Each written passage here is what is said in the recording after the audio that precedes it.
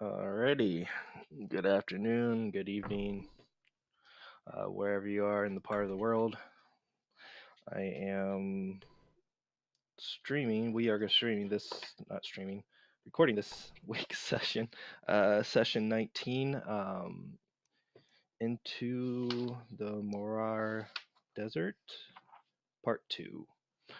Would anyone like to do the recap for us?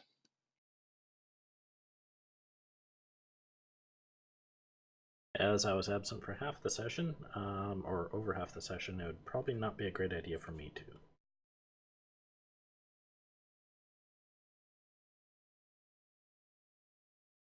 Yeah, I completely forgot. Alrighty. Sorry, Sadako, that means you. We met a female black dragonborn by the name of Steph on her ranch, Steph's ranch. And we rented some bocos, all of them different colors.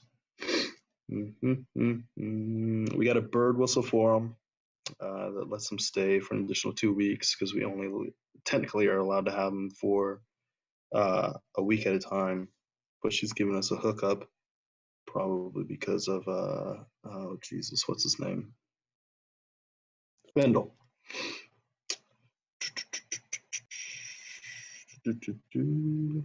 Okay. After we leave the ranch, we hit the Namorai Desert. We decided that we were going to travel during the night and sleep during the day. First day, midday. Cassell was on watch. He became accosted by 2 giants that apparently had been staying out and hiding on that particular section of the road, ambushing travelers as they came through. We weren't supposed to see them, but Cassell saw them. We attacked them, murdered them, and then slept really good after that. Nothing like a good murder to get the sleep going.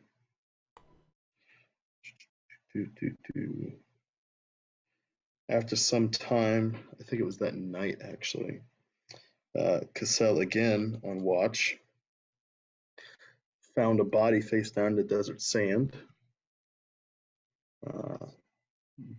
A male paladin by the name of Tejan, who was launched from a portal into the desert for some reason that we haven't figured out yet. And it appears that he had been out there for some time as he was severely dehydrated and begging for water and what have you.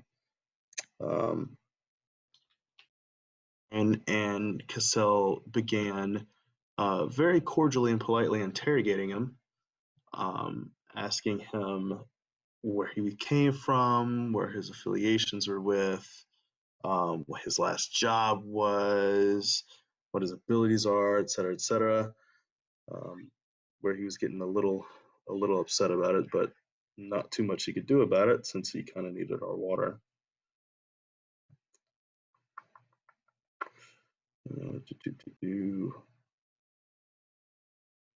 Relatively chill for the next couple of days until the 6th day of travel, between dawn to dusk. So sometime midday, Cassell again on watch with the most exciting watches of the entire group. Very suddenly and rapidly saw a bright light approaching him at an incredible speed, which I don't know if he identified, but it is known to us as a fire elemental. It began rushing our encampment, which is where we left off for section 18. And those are all the notes that I have. Perfect. So with that, go ahead and roll for initiative.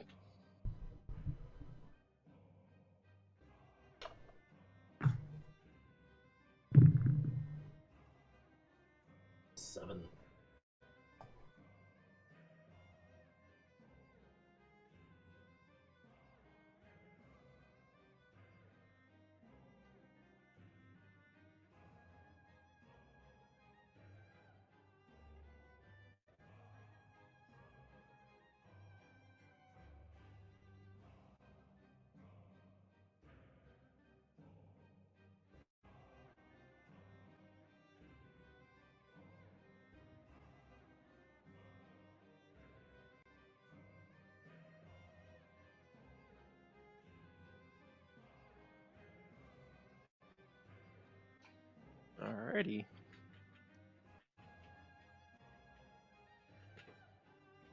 Again, Casil's the one that saw it during his watch. So as soon as he saw it, I'm pretty sure he would give the signal and allow you guys to wake up. But at this point, it's between him and the fire elemental, as the fire elemental is about, I'll say 60 feet away from him as soon as he starts alarming. So it's going to be those two for the first round. All right. So Sadakoi got 7. Dib, natural.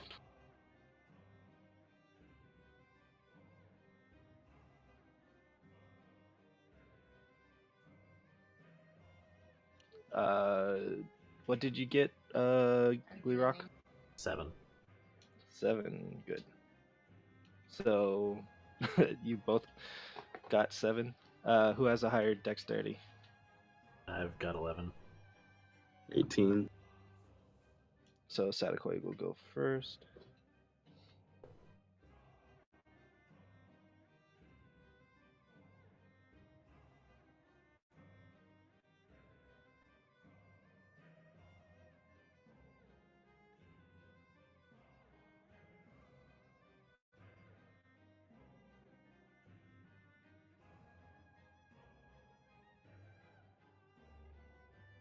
Castile is probably going last. +1 initiative.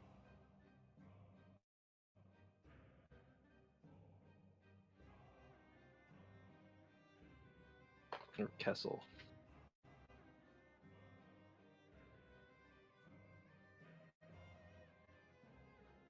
Alrighty, it will be the fire elemental first as it moves. I think the only thing that I could do is move close. Ooh.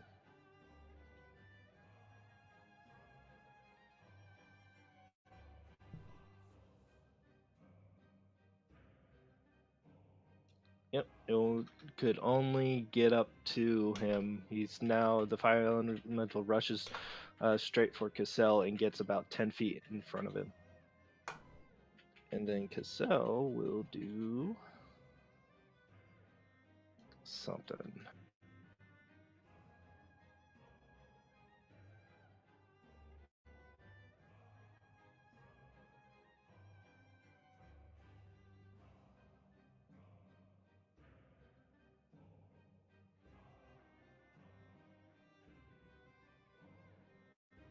I'll have him cast Bane.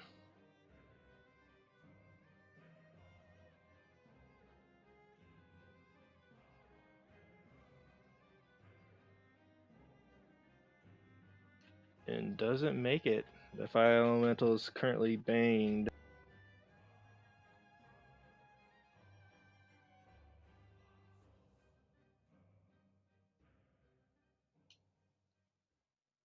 And I'll have Cassell back up a little bit to, so now he's 40 feet away from the fire element.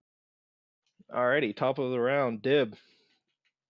As you guys wake up during that last round of battle, Dib rushes out of the camp, his tent, and sees this hulking fire elemental. Is it that close? It is.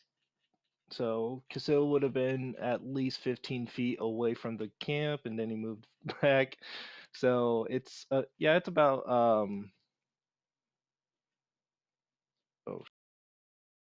my music.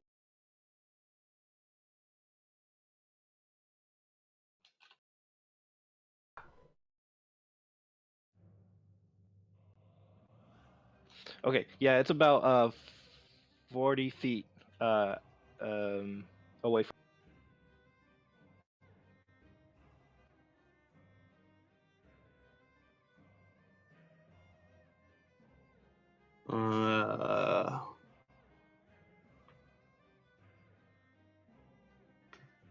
Dib's going to move to the next nearest tent and take the hide action.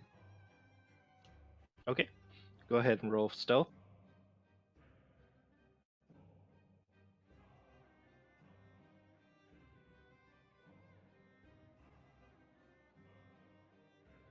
Straight 15. Good.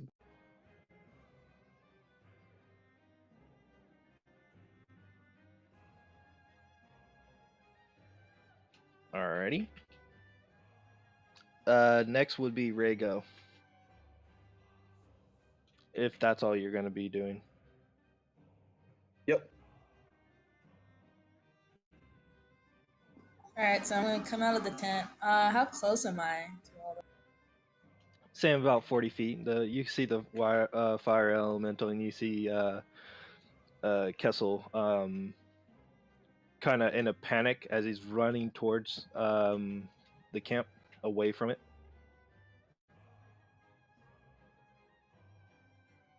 All right, I'm gonna cast Shield of Faith on Kissel because it had a 60 range on it.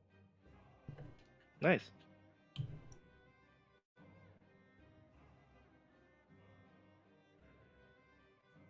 And I'm also gonna cast Guiding Bolt.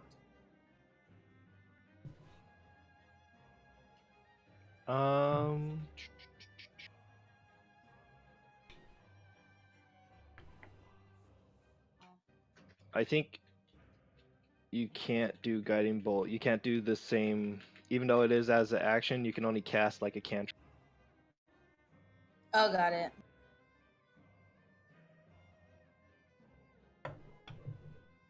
Yeah, I'm just gonna cast Shield of Faith then, and then I'll hold off on my action. Okay.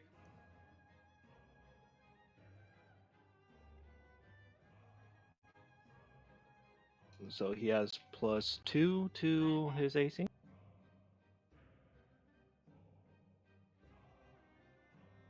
All right. That should help. Alrighty, it is the fire elemental's turn. Since this creature has a 50 feet movement, he's gonna get up to Cassell and do his touch attack.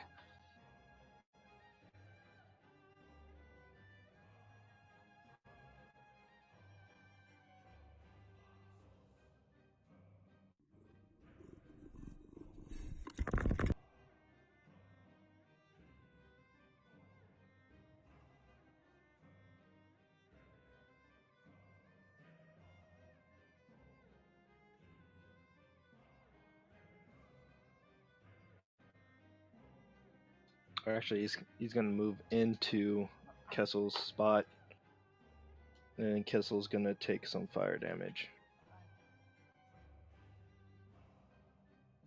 Ooh, that's not good. You hear a shearing scream come from Kessel as the fire elemental enters inside of his area, and the flames are licking the side of the tents, almost catching everything on fire. As he takes 10 points of fucking fire damage.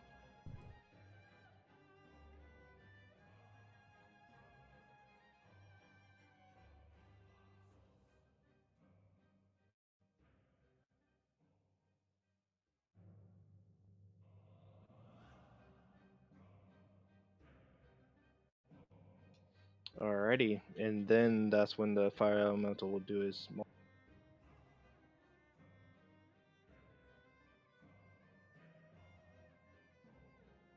Natural one. Completely misses Casil. Wow. And fucking only doesn't hit 11. Nice. Even though that the creature's enveloped inside, Kessel is enveloped by this creature, it seems that it can't land a hit on him as he's hiding behind it. Next up would be Sadakoi. Mirror image. And I'm going to start moving towards the fire elemental. Okay.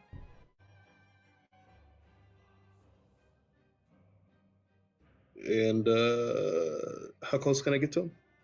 You could get right up onto him. Technically, it's inside of the camp. I'm going to stay 10 feet away from him Okay. since Oz got the reach. And in my turn. Okay. Glee Rock. All right. Is it within range for me to reach or to attack? Yeah, it's basically in the camp now. All right. Since Kessel came He made a friend. back. Yeah. All right. I'll break out my maul and attack.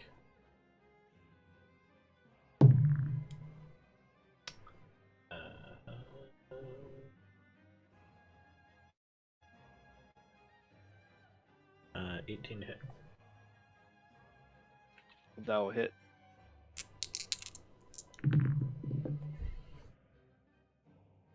And that would be 11 damage.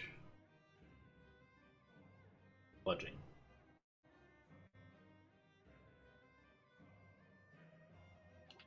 Okay. Alrighty. Alright, since you attacked it, you're going to take some fire damage. Due to the intense heat that's coming off of the creature. Okay.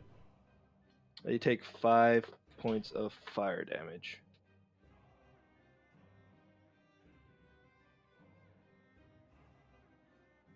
Okay.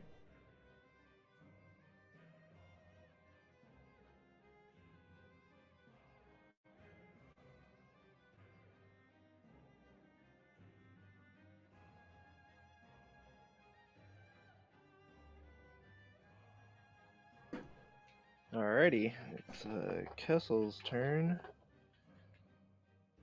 Him being scored.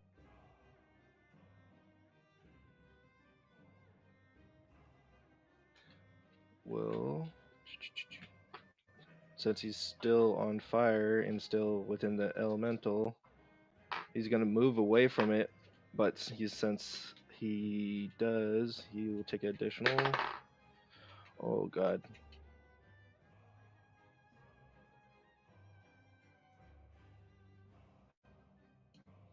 Yeah, he's not looking too good.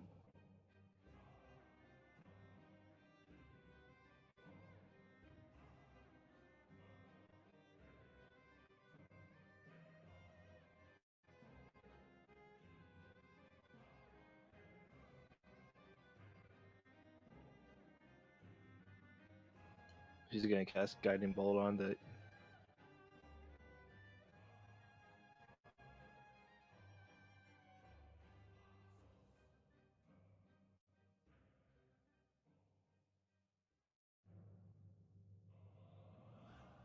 He still hits it. Even with that. Even with a +7, he hits it. Pretty good.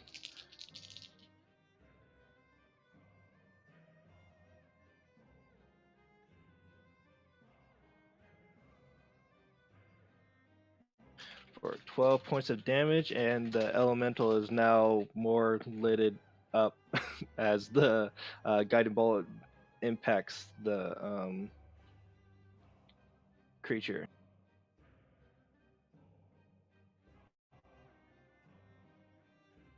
But its heat is still intense. Alrighty. Top of the round, Dib. How far away is he from the... I'll say Dib is around 20 feet away from the fire elemental. He is going to run straight at it and attempt to clothesline it. Okay.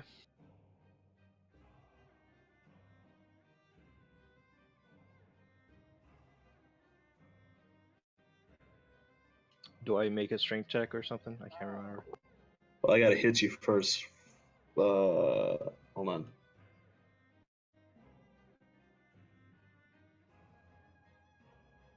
$18 to hit. Yep. DC 12, athletics or acrobatics.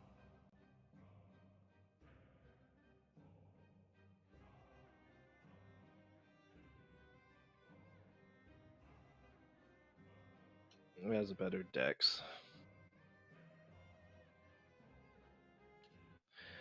Oh boy. Natural 1. Sick.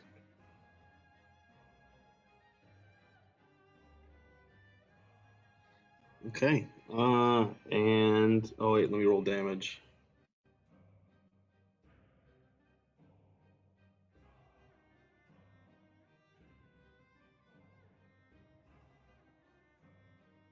Six points of damage for the first hit, and since he is prone, he's gonna make another hit. Okay. That's with advantage, yeah? Yeah.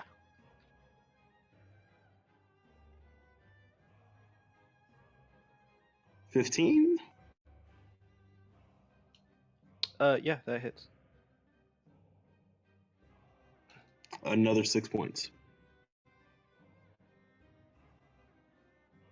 Okay. So with that hit though,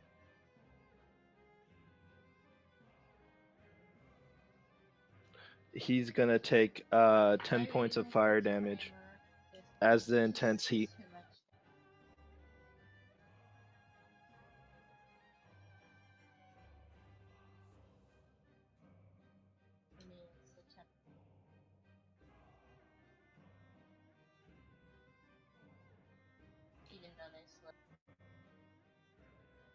All right. Next up is Rego. Unless Dib wants to do anything else. Nah, he's used his 2 attacks. He's done.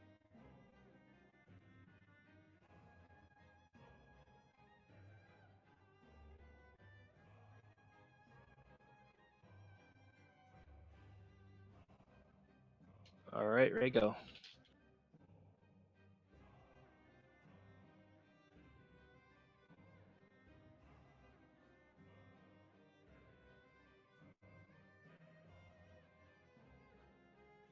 I'm trying to think right now.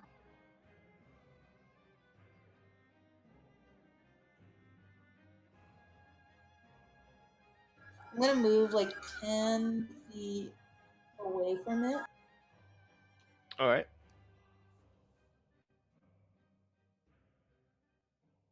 And I can't really do anything because I'm still using that spell. Oh, you could cast a spell. You just have to concentrate on it, so you're able to cast like one turn act. Alright. And I'm gonna do guiding bolt. Alrighty.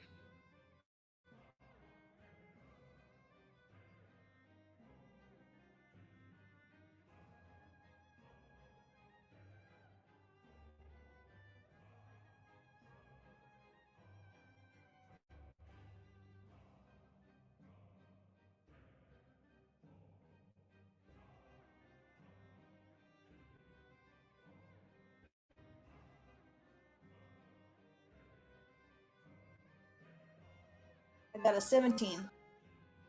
That will do. Go ahead, roll for damage.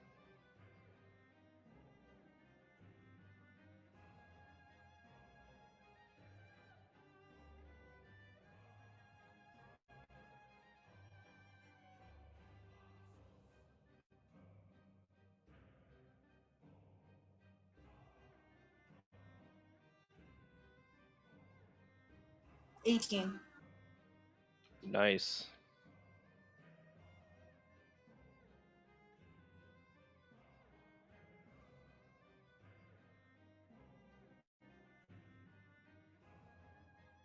Alrighty, it's starting to look a little bit hurt as the flames are not less vibrant as what it used to be. Next up is the elemental. Completely ignoring it's not really intelligent. It's gonna go straight for, and it's gonna enter your space.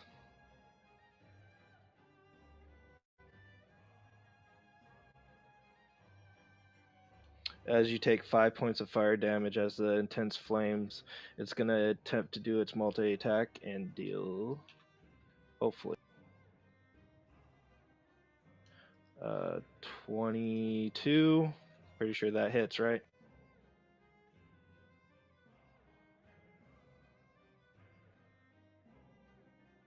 Hits who? Rego. Yep, 22 hits.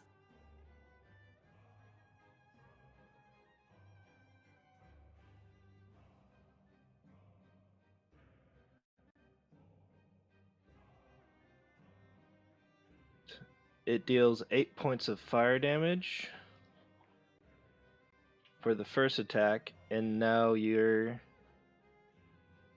considered on fire, just like Cassell. And it's gonna make another attack on you. That one definitely hits. That's a lot, about almost 30.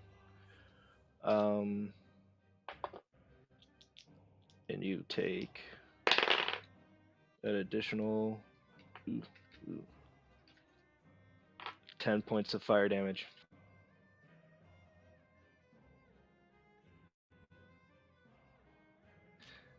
And that's it, the end of its turn.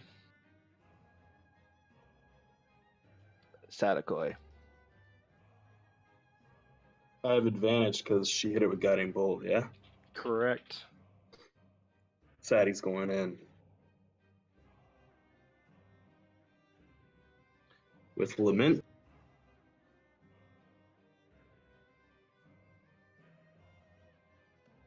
$22. Yeah, that hits.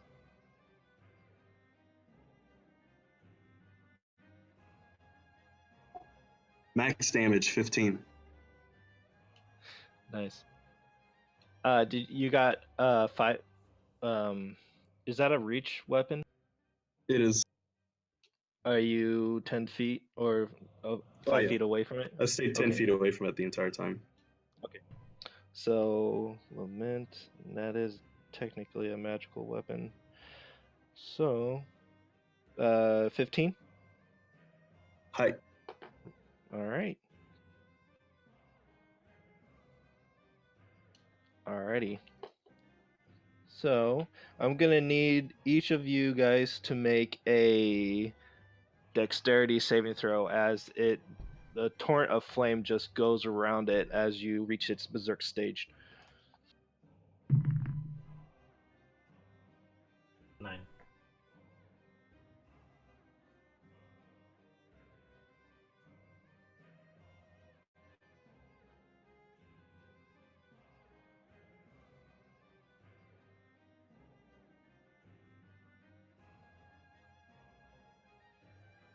Okay.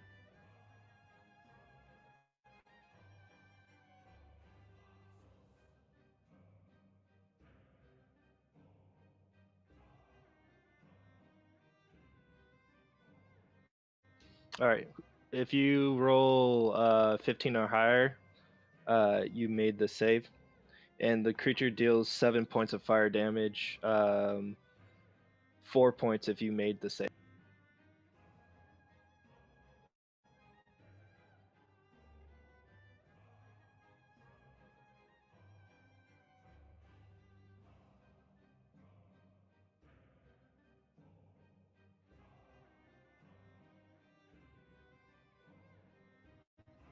I think Kessel. Yeah, Kessel made it. All right. Awesome. Alrighty. Gleerock. Rage and attack. Oh, you're raging now? Yep. All right. So,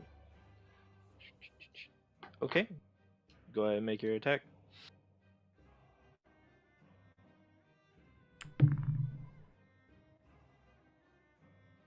Uh, 19 plus 6, 25. Yeah, that definitely hits. Go ahead and roll for damage. 12.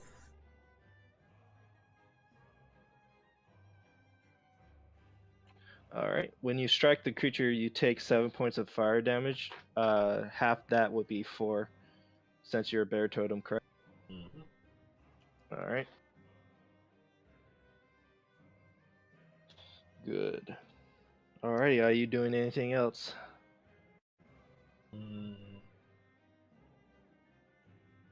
I'll take a step back. When you do, it's gonna use an attack of opportunity. If I'm only stepping 5 feet, I don't think it can. That's in Pathfinder. If you're moving away from it, if you move 5 feet away from it, you take it could take an attack of opportunity. Anytime you disengage. Pathfinder, it didn't allow you to do that for some reason. Okay. In that case, I guess I'll stay put. Okay. You would have missed anyway.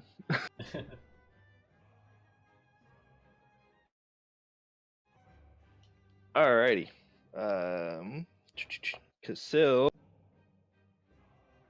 is going to use his action to snuff out the flames so he doesn't die from, but takes an additional 7 points of damage.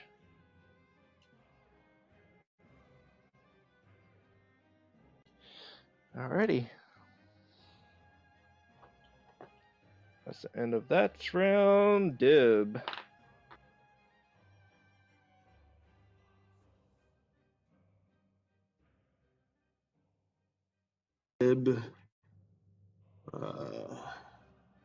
He takes 1 point of fire damage at the beginning of his turn.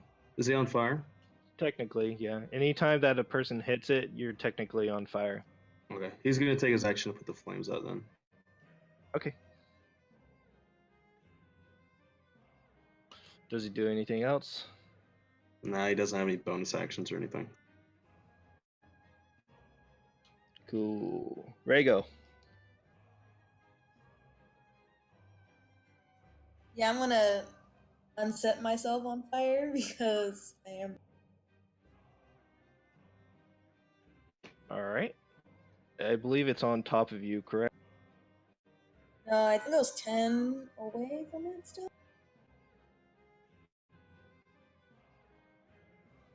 Okay. Alright. So at the beginning of your turn, though, you do take 5 points of fire, but then you snuff out the fire. Alright. So I'm gonna use my bonus action then.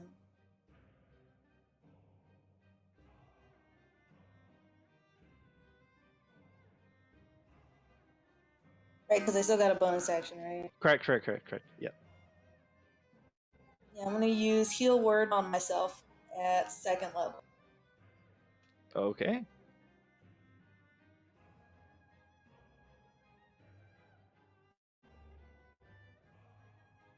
Alright, go ahead and roll for the dice for that stuff, and then we'll go to the next person. Unless, are you going to move or anything like that?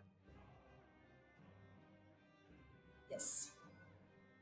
Alright, so you use your movement to move away as you cast your healing word. Alright, next is that fire elemental's turn.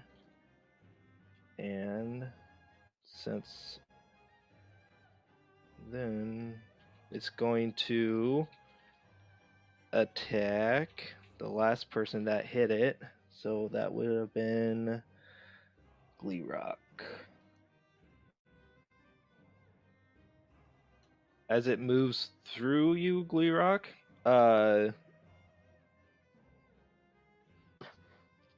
you take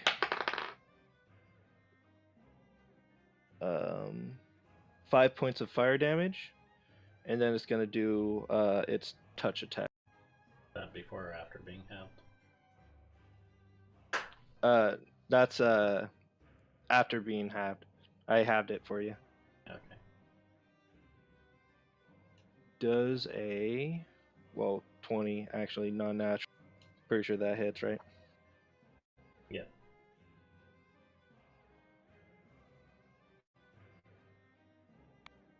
Alright, you take 2 points of fire damage for the. Okay. That is halved, by the way. And then second attack. Definitely hits 22. Ooh. You take So that's 11. Halved would be, let's have it 11. 6? Yeah. Yeah, you take 6 points of fire damage. How's everyone looking? I'm about halfway down. Pretty I'm hurt. groovy. Alrighty, Sadakoi. Going in.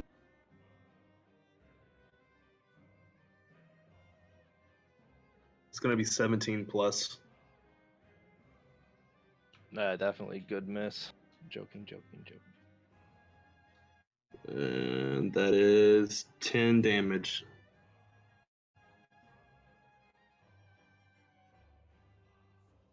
Nice. And I end my turn.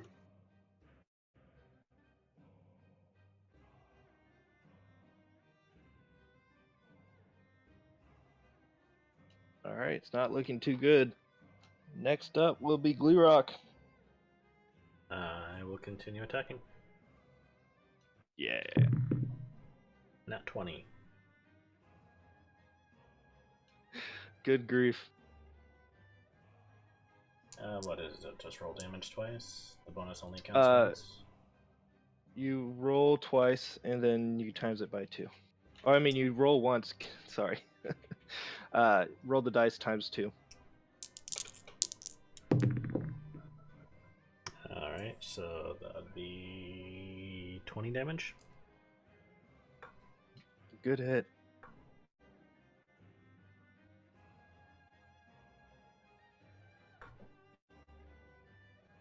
Oh, it's almost on its last legs. Is there rebound damage from that? Yeah, you take 2 points of fire damage. I rolled a 4.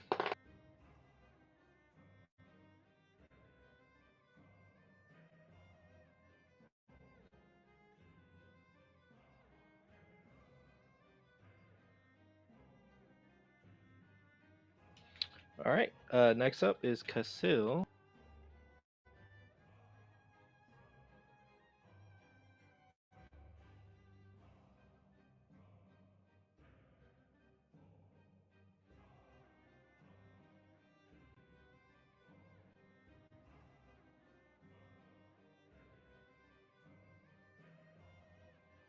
He is definitely going to...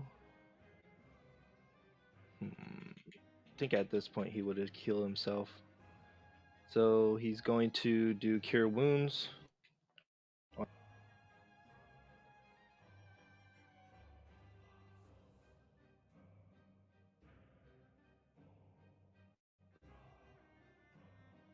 Alright.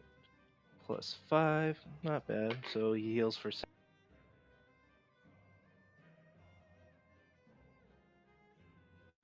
Alright. Not bad. That's all he's gonna do. Keeping his... Alright, top of the round. Okay, at the top of the round, since the intense whirlwind of, or typhoon of flame is going around everyone, you guys take 3 points of fire damage. 1 to you.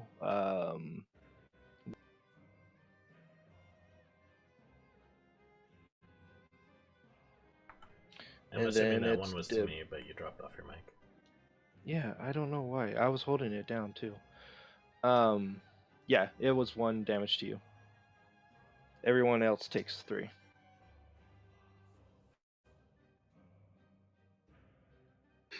Dib is tired of getting burned, so he is going to start digging into the sand and covering himself with sand.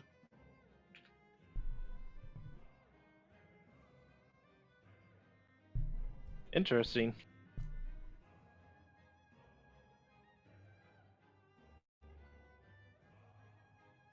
Alrighty. And then, is that an action? Are we gonna call that? Are we gonna call that an action? Okay. Yeah, we're gonna call that an action. Okay. Then he's done. That's good.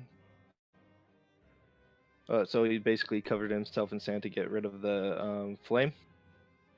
Yeah. All right. At the beginning of his turn, though, 2 points of fire damage. These are D10s, by the way, you guys. Okay, so Rhaego, you're up.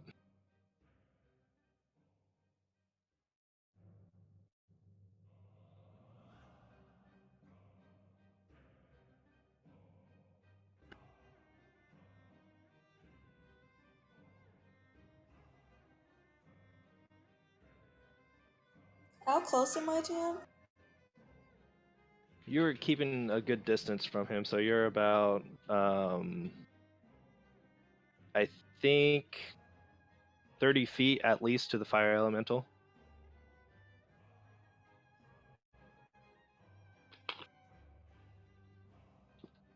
I'm gonna cast Sacred Flame. Alrighty, Sacred Flame. Let me see.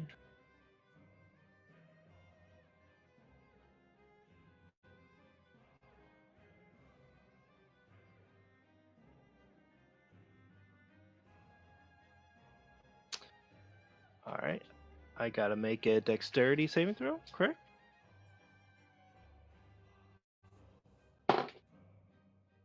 It has a +3 dexterity, so that's 17. Pretty sure it makes it.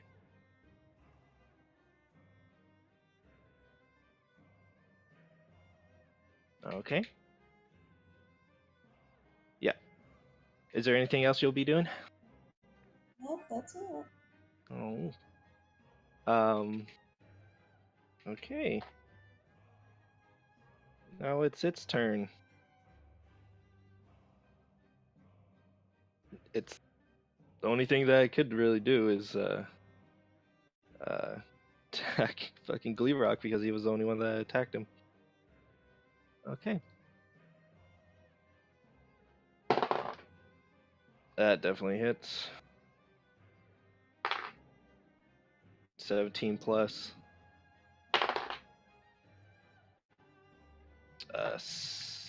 3 points of fire damage to you. Second attack. That definitely 16 plus 6 is 22. This is all going to Gleerock, by the way. And 2 points of fire damage on the second hit. Okay. And that will be its turn. Sadakoi. Going in. Alright, maybe you'll finish it off.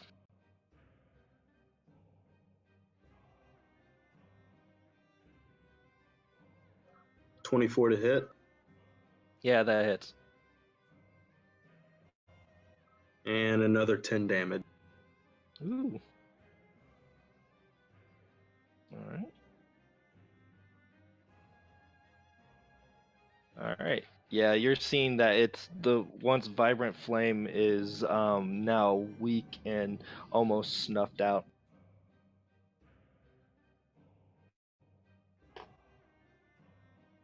I am a turn. Okay.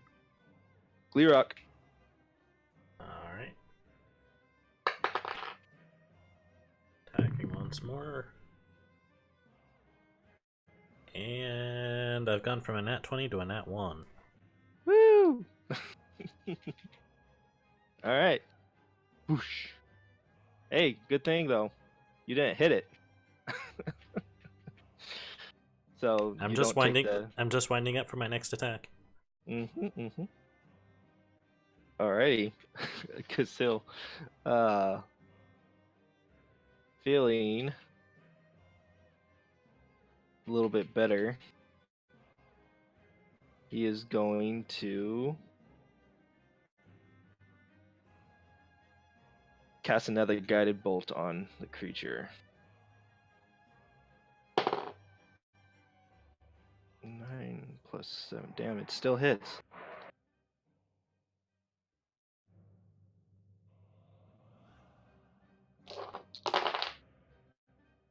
Oh yeah. Yep. and with that, the Kessel's guided bolt goes straight into the elemental, and in the center of it, as it detonates, it radiates this bright light, and the creature kind of explodes into with a bit of fire flying around the area as you guys spend time to like snuff out the flames before anything else got deadlier There's or plenty of sand anything. around to do that. Yeah. And so congratulations, you guys won. Woo.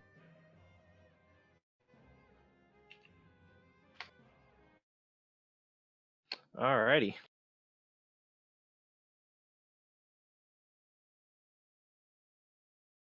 As the adrenaline kind of stops rushing, you hear one of the tent flaps open, and you see your dragonborn friend go, "What did I miss?" Everything per the usual. I'll just shake my head and tend to my wounds. I'm gonna look for alchemical components from the elemental, if anything's left. Okay. Go ahead and roll a nature check.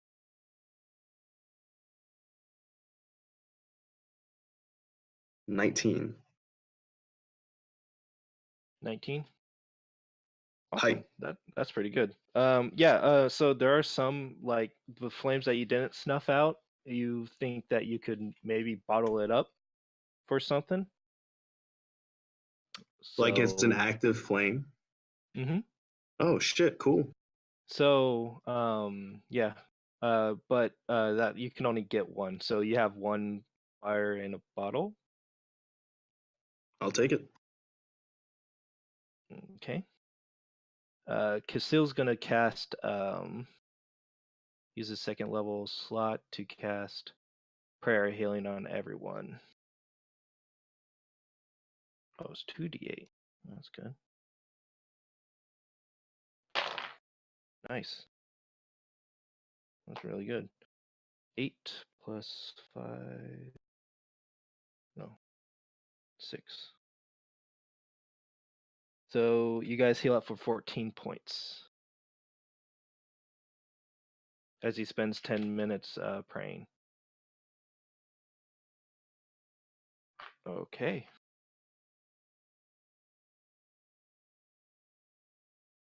What is everyone else doing?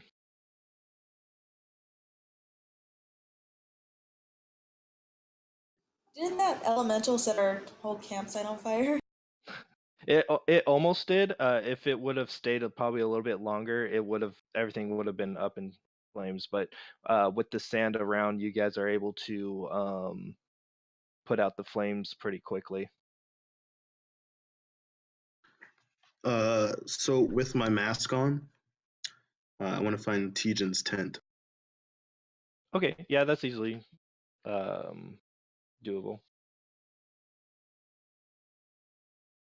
I want to pull it back and see if he's inside. Yeah, he's still there, like sleeping like a baby.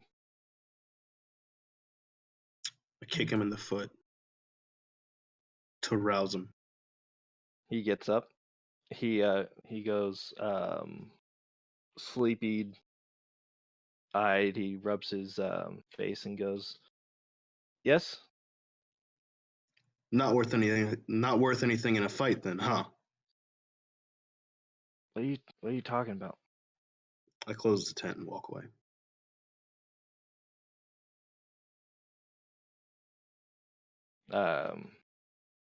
He's a little bit confused on the situation, but again, he goes, "Oh, okay, that's a strange fellow." You hear him whispered out inside of his tent.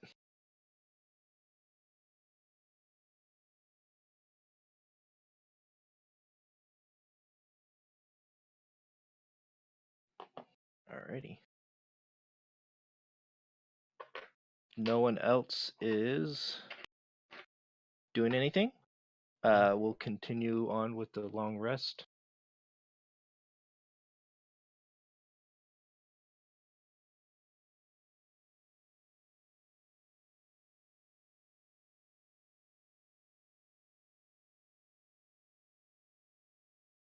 All right. So the rest of the day is uneventful. The what you guys finishes your long rest. So before night finally comes.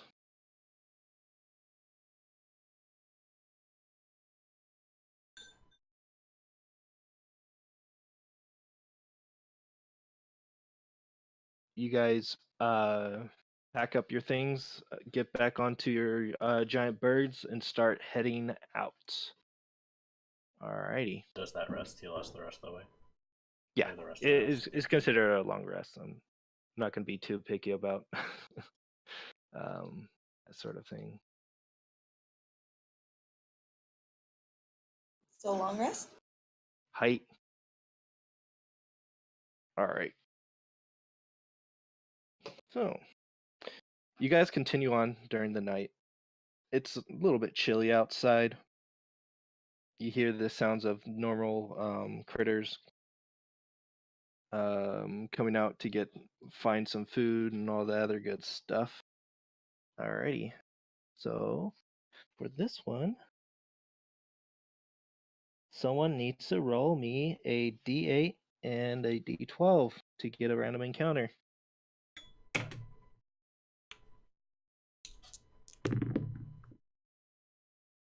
8. Or the D12 is a 7, the D8's a 1.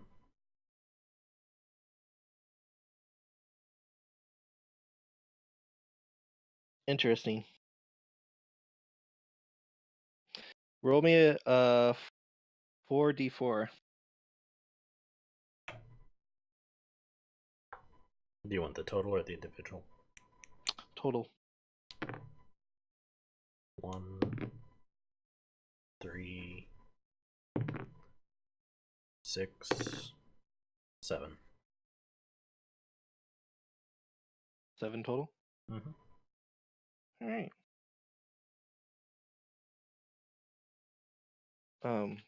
As you guys are traveling through the sands, you see, I'm gonna say since I forgot you guys' fucking fighting order. 1 second.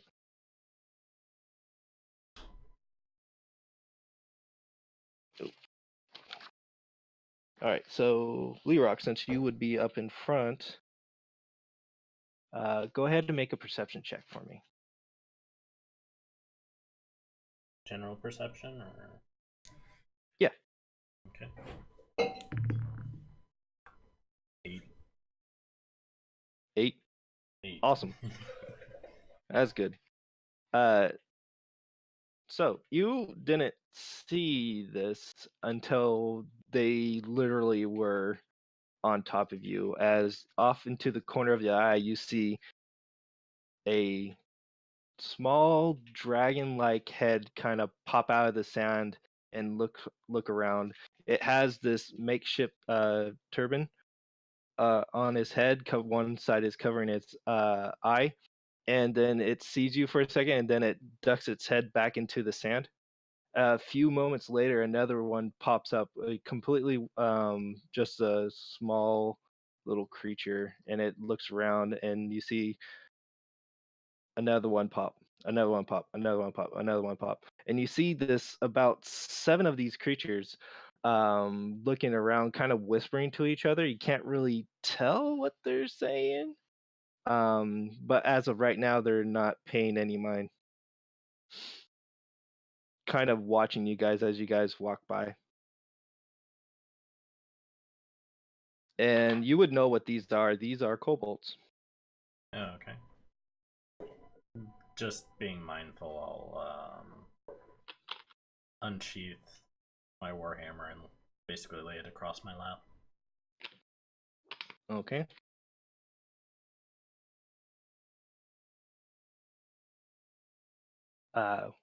one of them, the one with the turban, uh, kind of emerges completely out of the sound. And these creatures are small, and it goes food as it kind of lifts up its lizard hands and like offering, like, could you offer it some food? How are we doing on rations? You guys are doing quite well. You guys had plenty enough rations, so you guys eaten up probably about, let's say, 7 days worth. And we've been out here for what, like 10 or something? Basically. Yeah.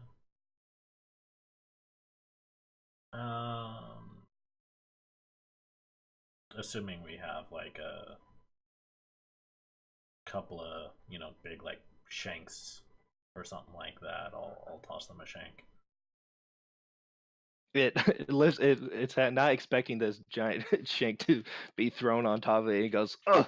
and he kind of falls down, and like his eyes widen, and you see his face turns into a grin, and it bows to you and says, "Thank you, thank you." And it's saying something like in its guttural speak, and it's like excited as it lifts up the flank on top of his head and runs back towards its group. Okay. I'm wary just the same, but I'm assuming they are just genuinely hungry, being as they're probably scavengers out here. Yeah, and kobolds in this area tend to be just basically scavengers. They do have little packs, but they're not gonna attack something that's gonna obliterate them. You know that they like cave systems and they do tactics and stuff like that, but these guys seems to be Mellow. packless and mellow, except for these seven individuals. The other dude, one of them actually rushes up to you as you guys were passing by, and he throws a small satchel at you. I'll catch it. Or do I have to All roll right. for that? Nah, no, I'm not gonna have you. You easily catch it, and it's this like grimy looking bag. It's it it's light. You take a look at it, and it has maybe around 7 copper pieces in it, and it rushes back. Honorable for their stature. Hmm. Yeah. You guys continue pressing forward through the desert. Chilly, the sound of crickets is now bustling inside of your ears as you see the small pinpoint light shining as the day is beginning and night has come to an end. Round them up. Are there any less sandy defensible positions? Less sandy, defensible places. And, Yeah, there's like things that we can use structurally for shelter. yeah. There are a few. You know how some deserts have those rock formations, like a riverbed has been through here once in a while. Mm-hmm. There is a small little area over there that you could use for more of a sheltery place if you guys need it. Let's just aim to be, if we have our choice of sides, let's try and aim to make the most out of the shadows. Hi. And just kind of camp against the rock. And then, assuming a patrol, just keep an eye out on both sides. Alrighty. Or all the way around the formation if it's small. Okay. Yeah. It looks like you guys are inside of this riverbed. Okay. What it is, it's only about maybe you could still see like above this stuff. So you do see a couple of these rock formations around, and it is casting shadow. So all you need to do is just like, all right, there's like this little cove basically to where it's a little bit cooler than the rest of the area too. So you guys decide to set up camp over there, and it's pretty defensible place. So Okay. that how that's gonna work. Yep. And Looks like Sadako just returned. Basically, we encountered some kobold beggars, and I tossed them a shank of meat, and they gave us like 7 copper pieces. Groovy.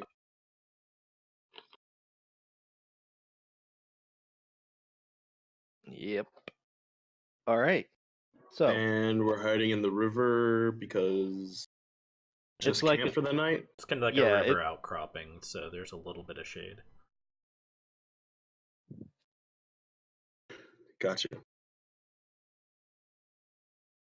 And I'm assuming because it's like an outcropping, we can hide below, and then whoever's patrolling is basically just keeping an eye out on above, and life's good.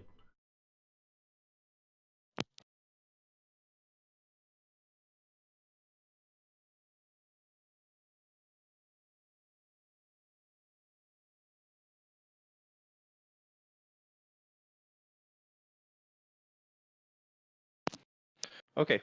So first watch.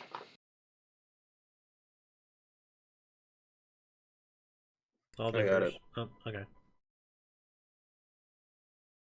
So Sadakoi? Yeah. Okay. Alrighty. Go ahead and roll me a D8 and D12. Dibs with me. This is Cool. the following day, right? Yeah. Okay. This is morning, yeah. You said D8 and D10? No, sorry, D8 and D12.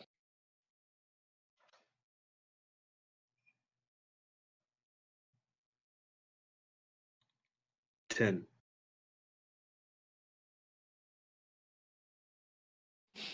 Oh, interesting. God damn it. Okay.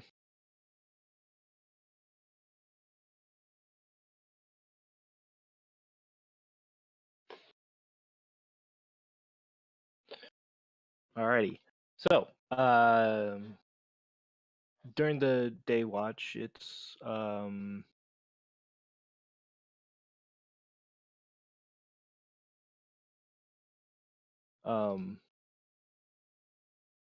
you are sitting a little bit further away off the where you guys set up the tents and stuff like that.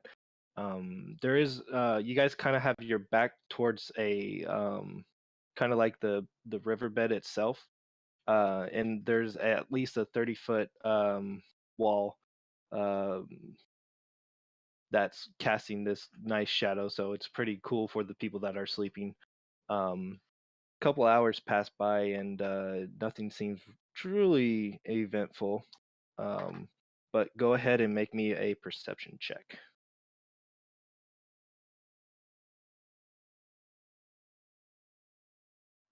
Uh, 14. Oh, that's pretty good. Alrighty, let's see, because I think something happens.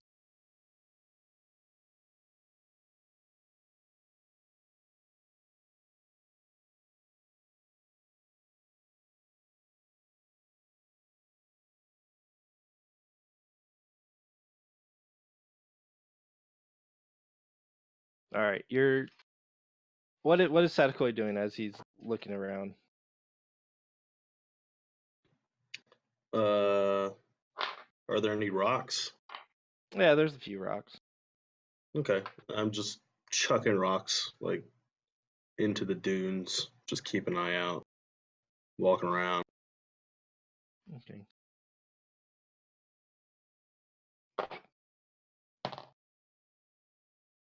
You got a 15? 14. 14? Okay. Oh boy. Uh,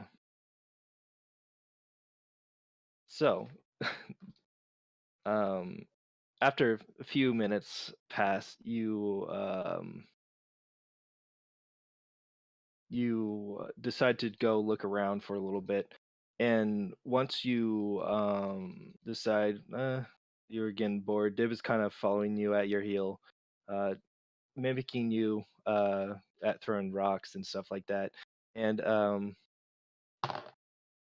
he turns around and you feel his goblin hand pulling at your leg, and he's pointing his finger towards the camp, and you see these giant wolf spiders um, approaching the sleeping individuals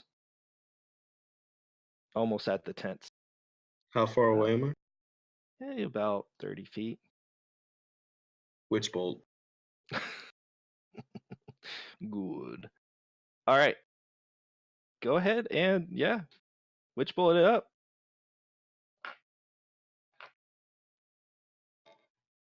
$18 and $13. Okay.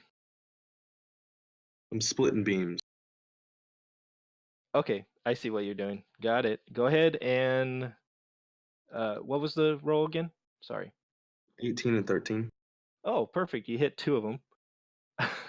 Go ahead and roll for damage.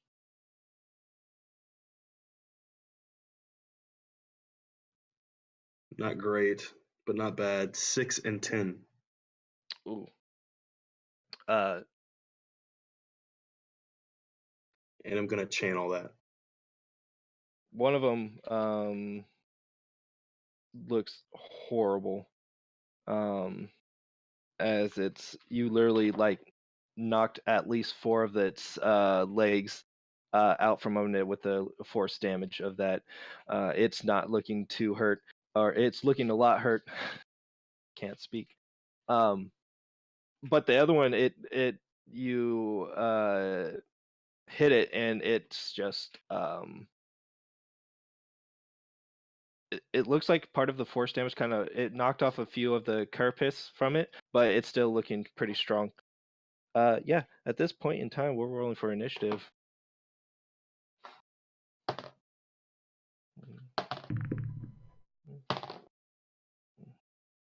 Or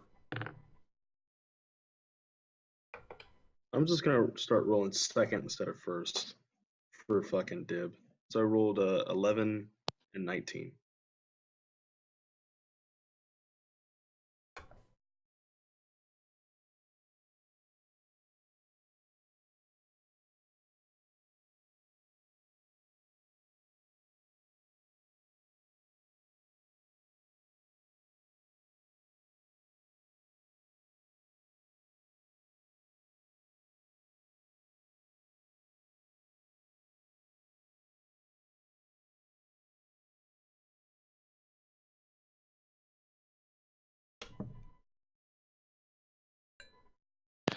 Okay.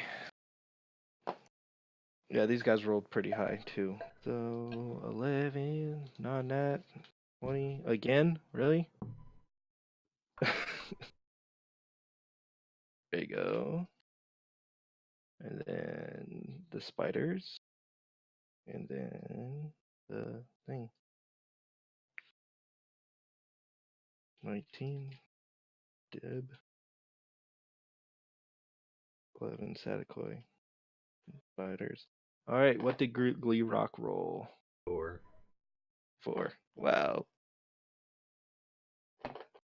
All right. Cool. So, you guys hear the blast of a detonating force come near you. You guys feel um, the wind pick up in the sand as you guys instantly get up and then look outside to your tent as you see these giant wolf spiders approaching on you. Alrighty, top of round, I guess. We'll go with Rego. You see these spiders? How close are they coming in? Oh, they're right on top of you, like about 5 to 10 feet. All right.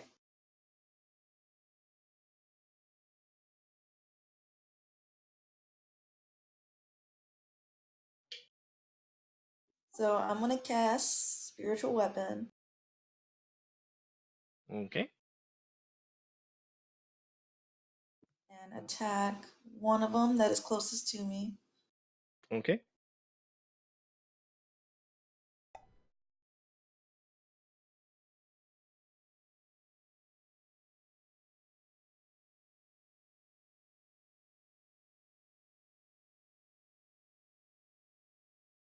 Yeah, it definitely hits.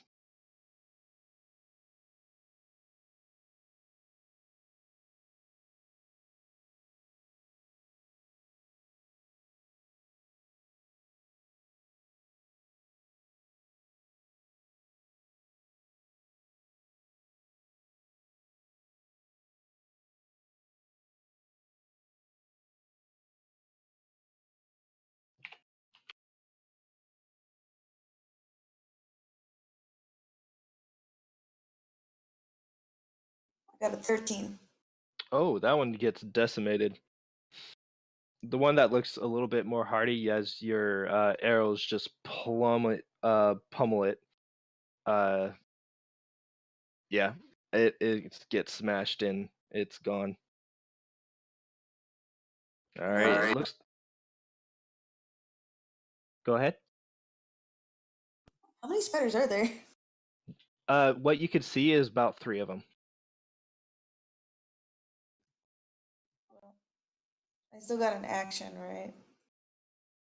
Yeah, technically you could attack one. Yeah, I'll do that with my spear. All right, go ahead and roll for attack.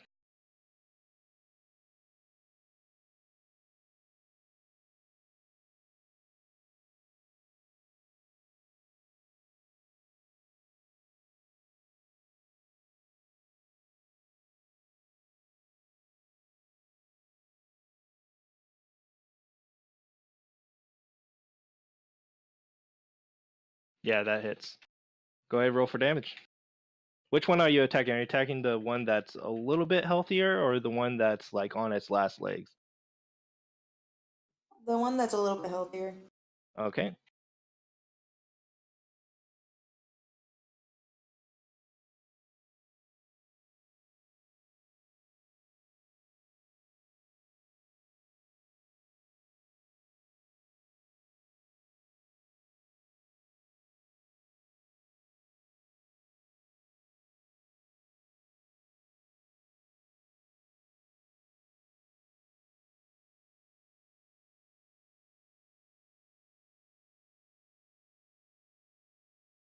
That would be 7. Oh yeah, you finished that one off too. As it leaps up, about ready to jump on top of you to sink its poisonous fangs into you, you just hit it directly in the abdomen and pierce through, and it slumps over, and it turns around and curls up like a dead spider does whenever you hit it with raid. Um, Alrighty, that's the end of your turn. There looks like to be one left. That one, it's gonna be Dib's turn.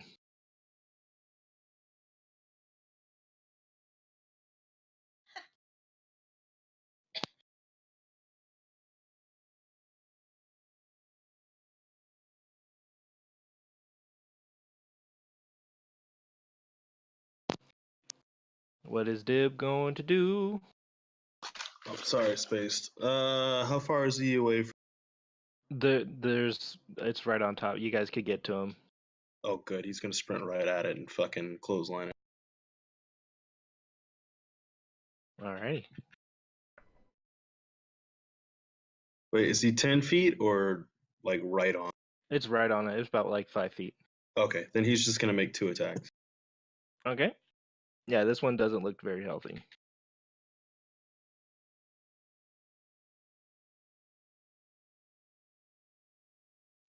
That's a 6. 6 to hit? Yeah. Yeah, no. That misses. Oh wait, no, 8. Still misses. Ooh, all right. Oh, that's better. 16 plus. That will hit. How does Dib want to finish this? Because it only has 1 hit point. Oh, well then he just wants to fucking uh He wants to grab both his hands like a hammer fist and raise them up and just smash it right onto the spider's head. Alrighty, easily Just boom. done.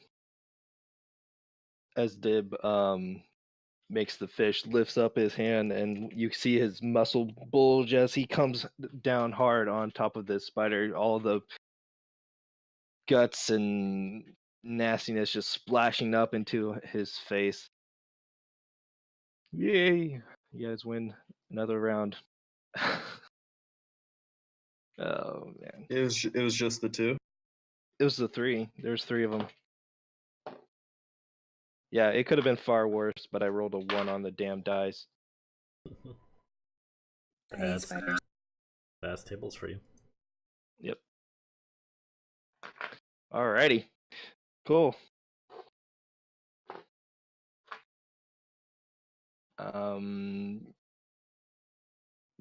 You got these spider corpses. What are you guys gonna do? Oh, I guess same. Start harvesting some venom or something. Alright, yeah, roll a nature. I mean, they weren't even challenging enough for me to bother attacking, so I'm gonna go back into my little lean-to and doze back off until my watch. Perfect. Nat 20. Oh, alrighty. So, except for the one that Dib smashed in, you have, I'll say, 4 sacks of poison. You find 4 wolf spider poison sacks.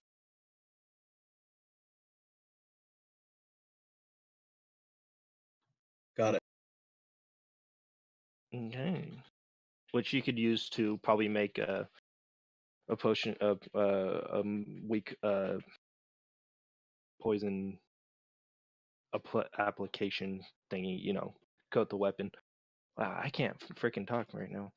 Alrighty. So combat's over. You go back to your watch as it only you only have like a couple hours left. Eventually, you go and stir up Gleerock, and he starts his watch.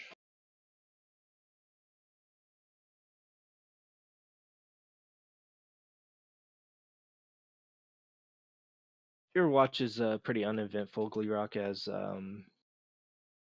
it's really hot. Oh yeah, you guys need to make a Constitution saving throw. Would you guys mind doing that for me? We still have advantage on that? Yes. Is that everyone with advantage? Height. Nat 20. So yeah, I rolled a nat 1 and then a nat 20. We're all Good. about the extremes.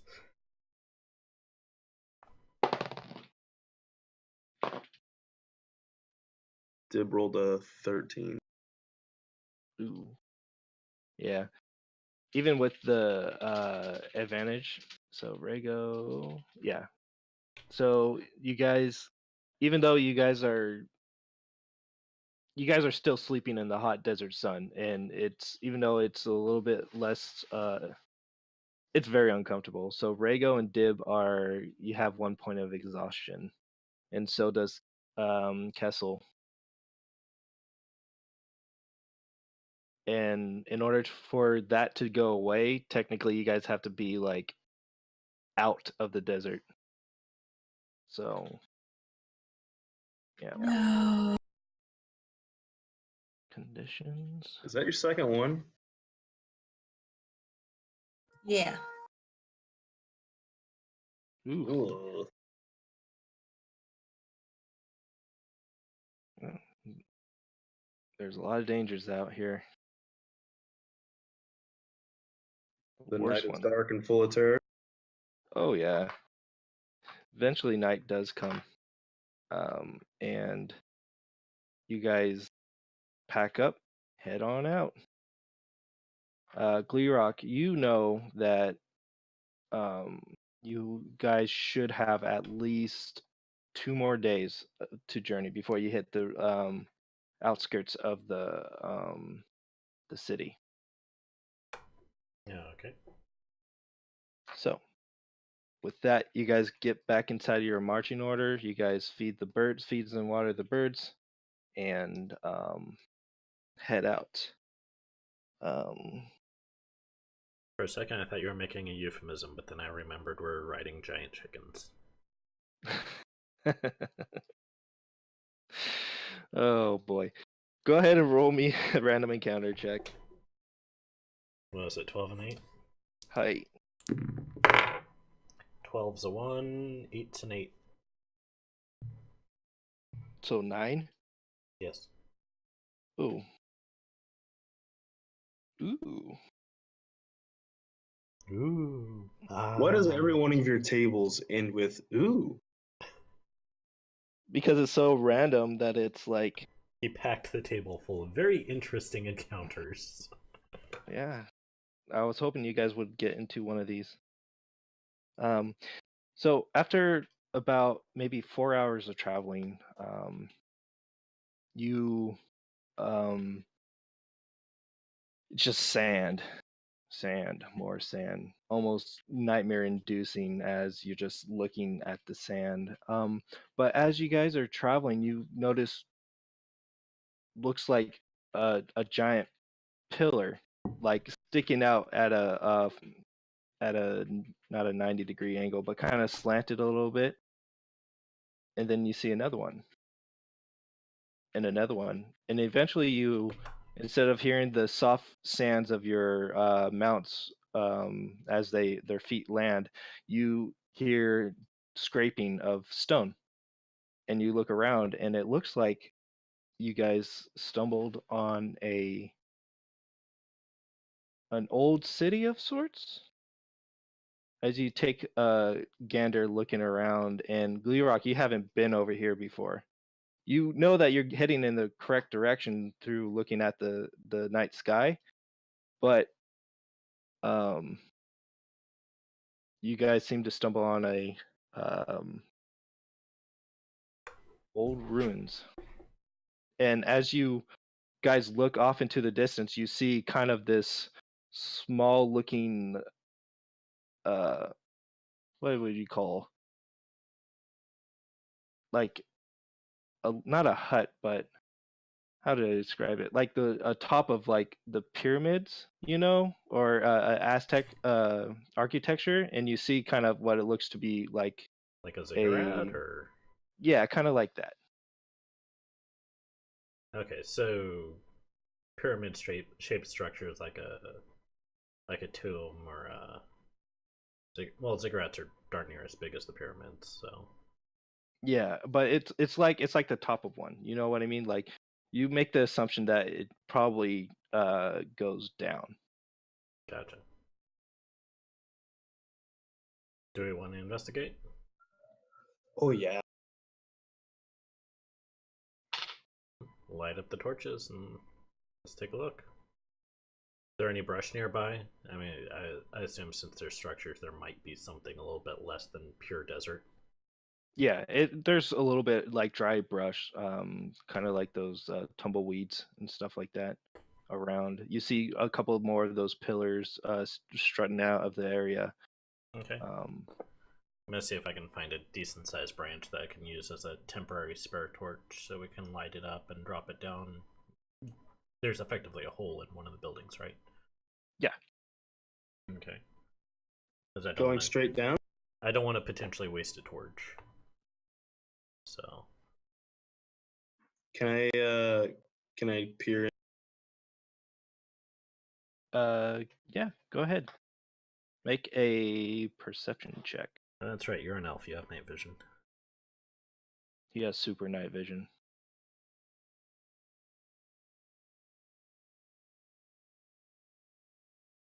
17. Okay. Yeah, there's a couple of these kind of in different areas, but in a sense they're symmetrical in nature.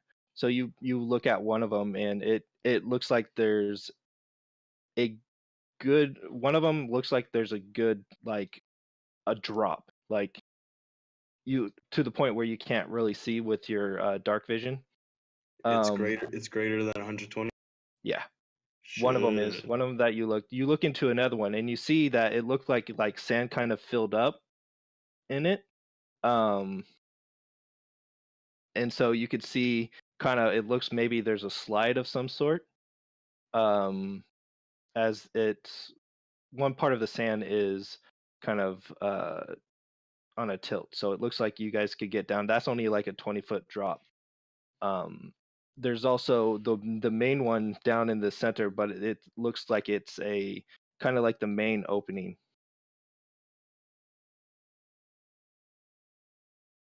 And that one's greater than 120. No, it's actually like there's a door that you guys could go into. Oh. And when you look in that last one, it looks like it's a kind of like it's not it's a slanted spiral staircase. It's not at a deep incline to where if you like get closer to it, you'll slide down and go in a circle. It's at a decent pace to where you guys could still have decent footing. But it looks like it's going at a downward slope, and that's the main building. And these caverns that some are filled with sand and some aren't. Mhm. I guess this is a DM decision. What is my best guess that those are used for? Are they like ventilation? Is it a means of transporting things from in to out? Make let me see, what would that be? Make a history check.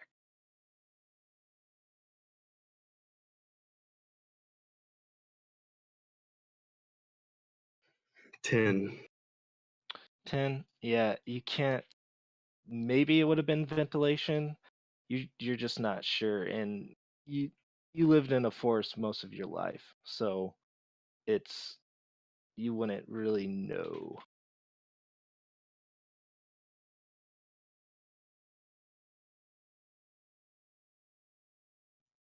Hmm.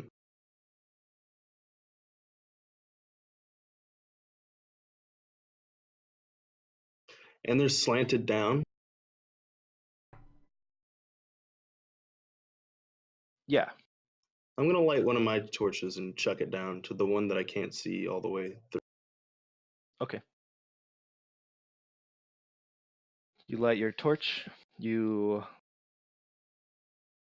toss it down, and to see what happens, the torch falls, and it falls, and it falls, and it falls, and then all you see, you hear the sound of um, um, the sound of the wood echoing, and you see it like a pinpoint drop of light at that bottom, and you hear fluttering, and I need you to make a dexterity saving throw as you see a rush of bats fly straight up from one of these pits. You do have advantage on it because you could see them, but they're coming in quickly. Okay. So that's gonna be a nat 1 and a 14 plus 4, 18. Okay, so you only will take like half damage from this. Actually, no, I'll just say you avoid the whole situation. As you see it, you're like, oh, and you look up as you see this like bats just flush out from this hole in the ground, and they kind of burst out and then fly away from the area as you startled their resting spot. I turn to Gliok and I say, well, there's definitely a bottom. Indeed. I don't think I have enough rope to make it to the bottom with that, do I? I think I If have you just guys like combine ropes, you guys could. I think I've got like 50 feet of rope. Yeah. Yeah. Hold on, I'm Anyone looking. else? Yeah, I got 50 feet too.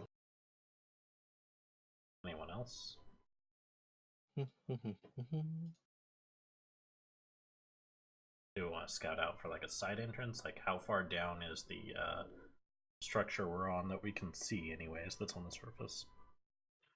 Well, I can tell you, I can make it all the way down in that pit, and if we combine enough rope, I can pin it to the inside of the cavern, Yeah. which we can use to kind of climb down with.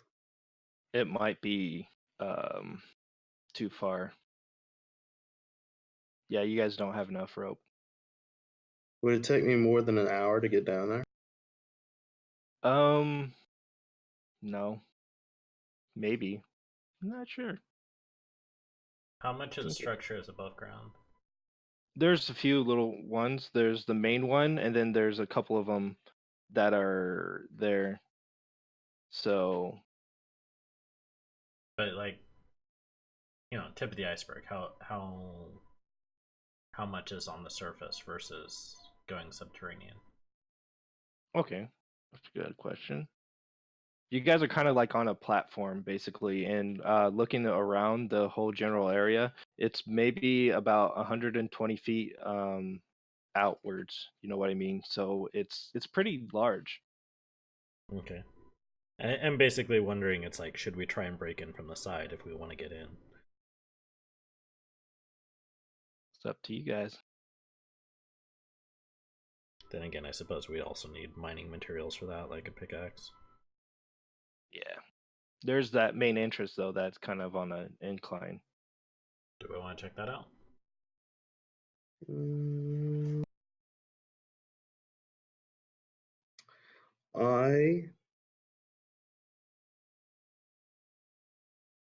Yep, I'm gonna jump in the hole. That's why I asked.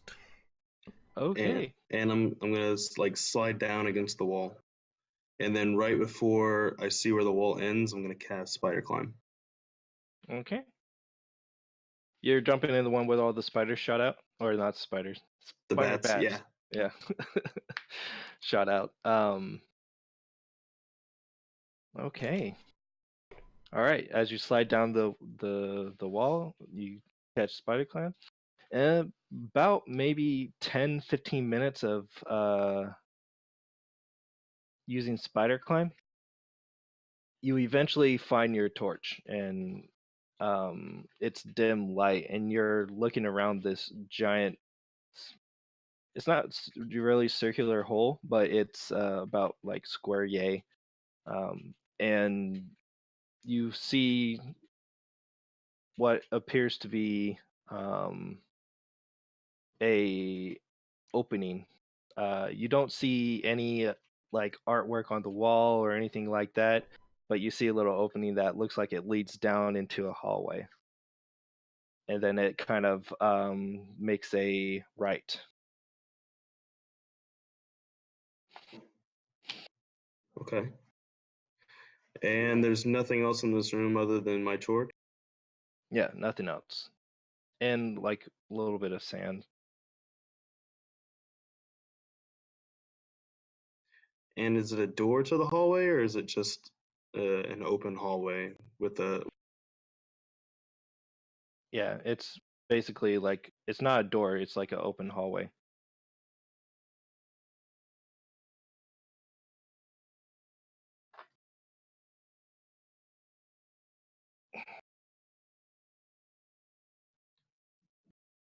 Ooh, I need O'Connor here to tell me it's a bad idea. I need my compass.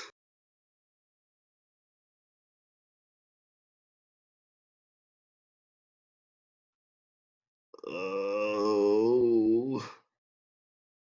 Uh, I'm just gonna really quickly and really stealthily take a peek around the corner of that hallway. Okay.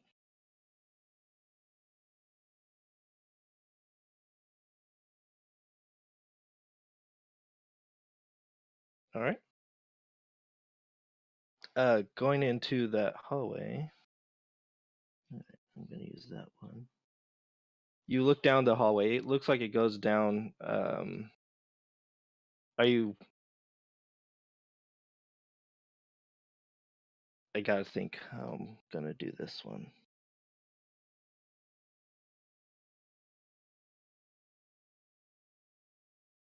Yeah. So you see down the hallway, and it ends up being about maybe only 40 feet deep as you're looking into the little hole in the crevice. Um, and as it looks like it turns to a right, like a sharp right corner, and you see on the wall, on the back of the wall before it turns right, you see what looks to be a bust of a dragonkin. Um, you can't really, you have to get a little bit closer to look at the details. Um, but yeah, it almost looks like Alton. Like not in the same, it's a, you know that it's that race, like that it has the same male structure Really? and all the other stuff. Yeah, but it's not, it doesn't look exactly like him, but yeah. Looks like you guys stumble on a ancient dragonkin rune. This hallway, um does it go down or does it go up? So It I guess my question is, would it be connected to that spiral staircase, or is this a completely different chamber? it might, the whole structure itself might be all connected to one, but it's a different section of this tomb, basically, if you get what I mean. Like this hole was in the, we'll say, southern east section of this giant place. Uh so yeah, the main entrance would have been up at the top, kind of the little dome looking entryway. So it's not connected to that staircase up at the main entrance. I And want to. so you're kind of on top of this sand thing, and the little opening looked like the opening was a lot bigger than what it was. You get what I mean? So as you look down, and there's like maybe a small 5 foot drop because it's sand. I want to search for traps. All right, go ahead and do a dex check.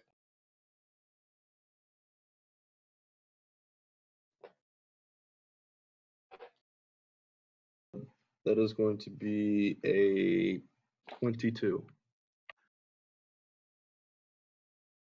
Damn. Okay. You're taking a look around. You don't see any pressure plates or anything like that. So it seems safe. How much spider climb do I have left? So it lasts an hour. Yeah. Took about 15 minutes. You have like 45 minutes. Okay. Then I'm going to, um, since there's no traps above or below, I'm going to literally Spider-Man across the top of the hallway slowly and try to get as much as a visual around that bend as I can. Okay.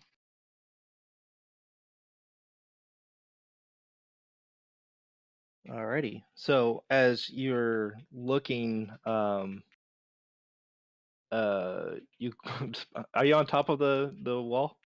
Yeah.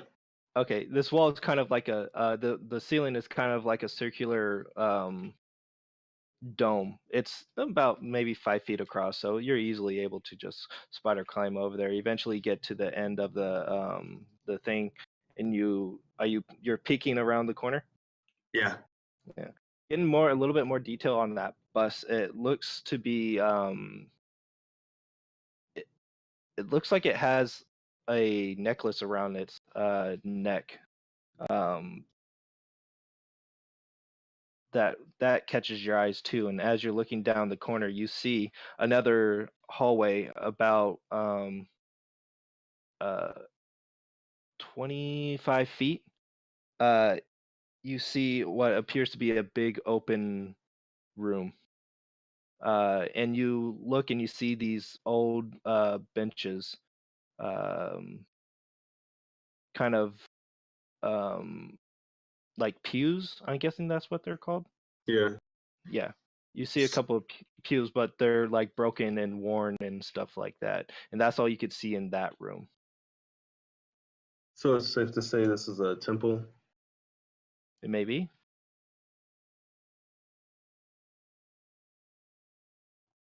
I want to inspect the bust for traps. Okay.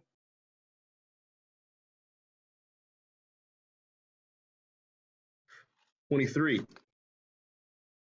Jesus. Um so yeah, you would notice that uh what it looks like, that necklace, as you're looking at that necklace, it will left. Oh, the music. Oh well. Uh and it looks like around the edges on the where the necklace is going to be, it looks like there's a pressure plate on it. And you come to the conclusion, if you were to remove that necklace, something bad might happen.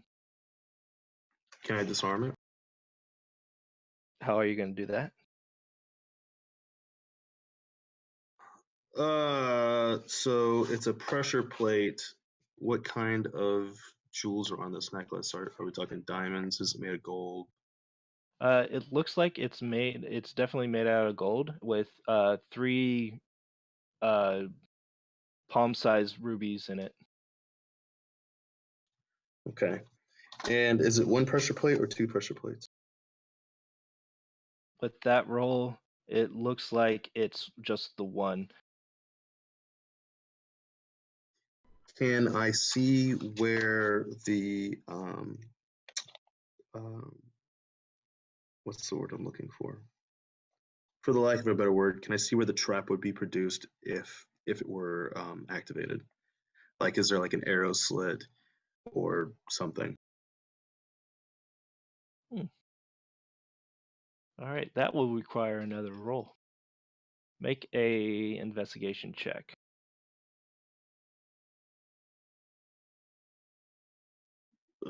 15. Oh, that's actually pretty good. You see literally like as you look at the bust itself, it's not that big. It is human size for the bust, but you see above it there's about an inch wide slit that goes straight up to the ceiling. And you kind of look at it and you see probably a half an inch blade inside of that wall. Okay. Can I remove the necklace knowing where the trigger is and just let the trap do its thing and then just remove the necklace?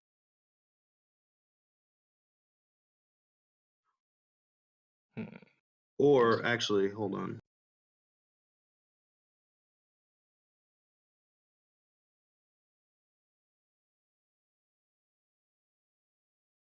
So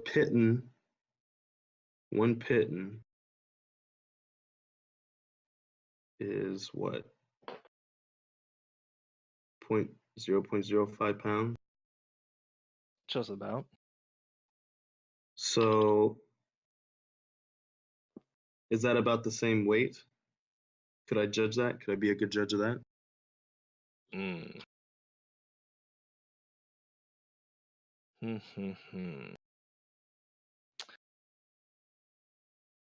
What are your abilities?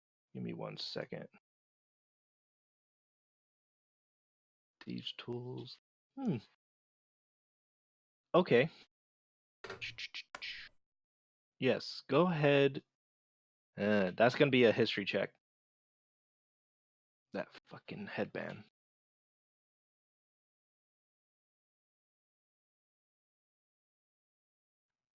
– 19. The Okay. fucking headband is giving me some fucking one-ups. Yeah. So yeah, you think that It might be the same. It looks like most of the weight comes from the 3 gems.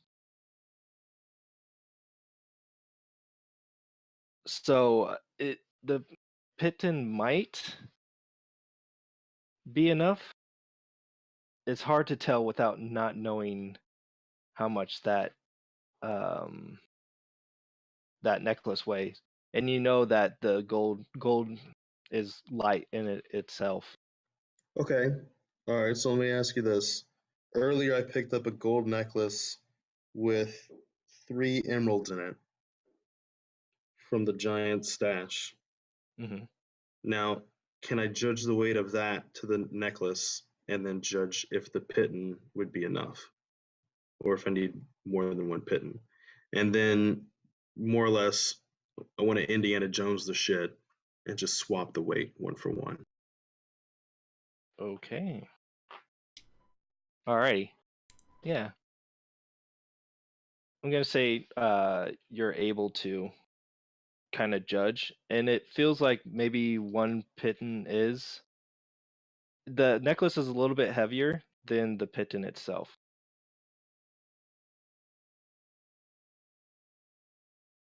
Okay.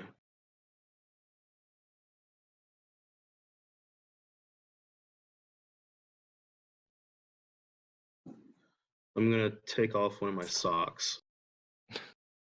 Okay. Oh yeah, we're doing this. And I'm gonna put the piton in the sock and then fill the rest of the sock up with sand enough to equal the weight of the necklace. Alrighty, you're crafting something, so you need to do a.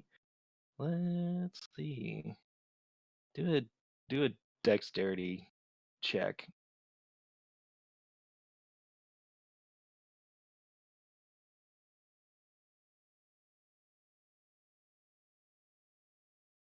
Straight deck Yeah. with modifier, yeah? I.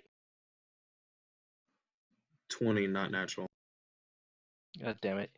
All right. Yeah, you use that, and easily you, without a hitch, just make the sock like. I'm guessing you're making it look like a a necklace too. Yeah, more or less. So the weight is gonna be centered, and then where the weight of the jewels are, and then the sand's gonna fill in the rest, and then tied on the back. So it's gonna be like a bullshit necklace essentially. All right. Now, with that done, yeah, this is gonna get interesting. Okay. So, are you planning on doing the swap? Oh yeah. Alrighty. You need to make another, dexterity check to see if you're able to do the swap. Okay. I'm gonna take a minute though. Hold on. He's gonna breathe for a second. Ooh, okay. And uh, because Sanakoy is not an idiot, but his player character is, he. Oh no, I can't. Wait. Does it weigh more than 5 pounds or 10 pounds? No. Okay, well then I'm gonna use my mage hand. There you go. Fucking idiot, Jesus Christ. Uh, fucking handbed and analog made him an idiot. Yeah, so I'm gonna use my mage hand to do the swap with. Okay. Okay. Yeah. So, all right. Make it. I'll say. Nah, I'm not gonna let you use acrobatics. Use a dex, straight dex. Stop looking at my sheet. Sleight of hand? Oh. Sleight of hand's It's fine. quite. It's the same as It's my like, dex.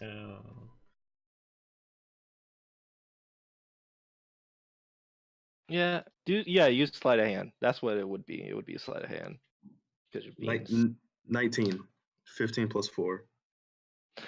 Alrighty. Okay. Yeah, the DC was 15. All right, cool. So, with the mage That's hand, fucking high. Jesus. It's a the trap.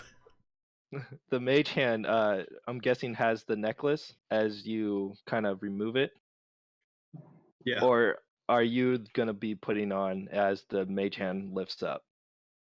Yeah, I'm going to be putting on as a mage hand lifts up. That way I have even pressure on it with both hands. Cool. Easily enough, you're able to do this. Now you have one gold necklace with 3 rubies in it. Okay. I put it on like an idiot because Sadakoi doesn't even consider that it's cursed. Your head And explodes. then, oh, cool. All right. I'll see you guys. See you guys. I got a great warlock character for you to roll up. So yeah, I'm gonna sprint back up to the top. Okay, easily done. You see, after a good 15, 20 minutes pass, you guys are a little bit worried about Sadakoi's health. I was gonna say And you have till dawn, but you you see his head pop up and wearing this. Wait, are you wearing the necklace? Yeah, I'm wearing it. you mean I it's not say- just I find- just a stump of a neck with a necklace on it? It's a shiny, shiny thing. And then I tell them all about how it looks like it's an abandoned church, and I don't know if it's connected to the door, and things are trapped down there, and all the things kind of look like Alton, etc., etc.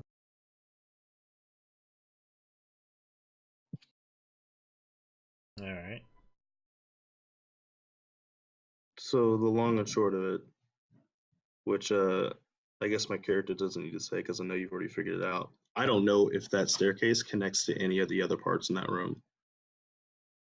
I mean, But not to say it's not still worth exploring. yeah. I mean, Gliok isn't terribly concerned, but he finds it interesting.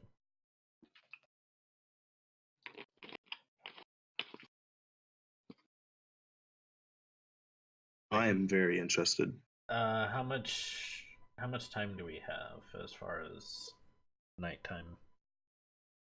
Well, if you find a nice place to sleep down there, we can hitch up the bocos and just sleep in the temple. Like use the entry tunnel? Yeah. All right. Well, let's scout it out.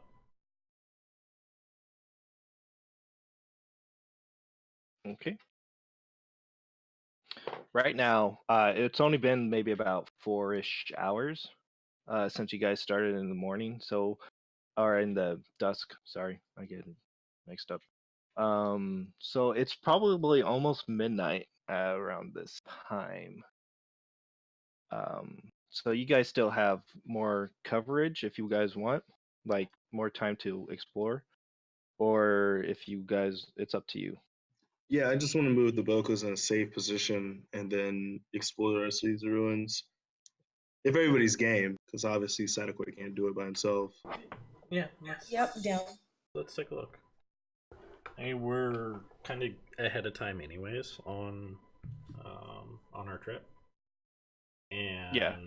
to be completely honest, sacrificing half a day's travel for pretty damn good shelter, you know, like if the tunnel and if the entryway is not like collapsed on us or anything like that, then it's like incredibly defensible, not to mention very shaded. So And probably really, really cool subterranean. yeah, depending on how far we can go in. All right, let's check it out. Okay.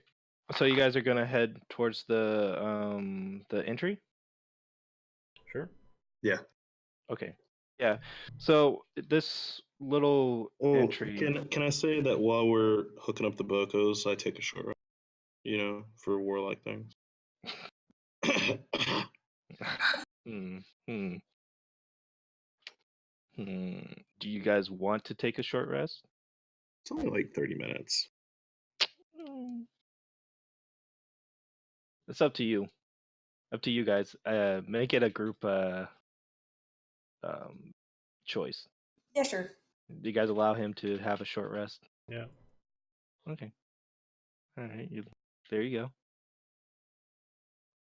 Neat. All right. So.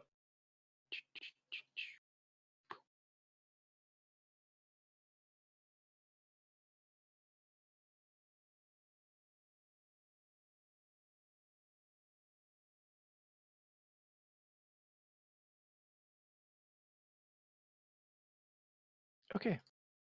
You guys, Setakoi is setting up the bocos and feeding and watering them, and you two and also Kessel head towards that small little entryway. It's the doors. The entrance is like about 5 feet across, and it looks like it's a heavy stone door that would eventually close it. But with the wear and tear of this runes, the door is completely unusable. So like it's broken from the top down, like someone forced itself in.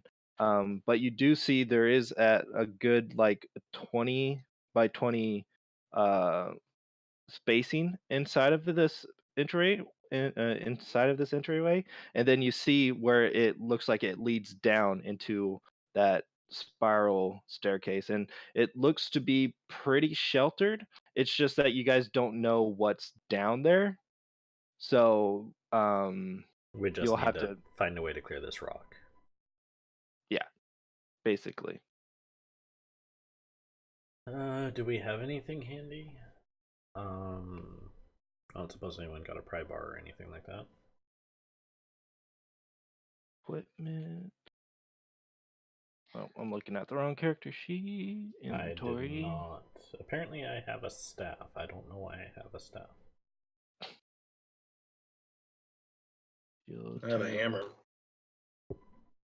That would help. Use the piston and stuff like that to Go ahead chip and away chip it at it. out. And you're a strong man, so it wouldn't be too hard for you to move that shit out of the way. Okay. It'll just take a little bit of time, maybe about an hour's worth of work. I would say Can I let's help? do it. I would say let's do it. Knowing the rough area of the terrain, is there much shelter between us and Wicking Sands, anyways? On average. This is probably the safest spot. Yeah, I was gonna say it's like we might just want to camp out here just in case the rest of the trip is rough. Yeah. Yeah, it's basically sand. You know, when you hit the Waking Sands is when you start seeing patches of oasis. Gotcha. Yeah, let's break our way in.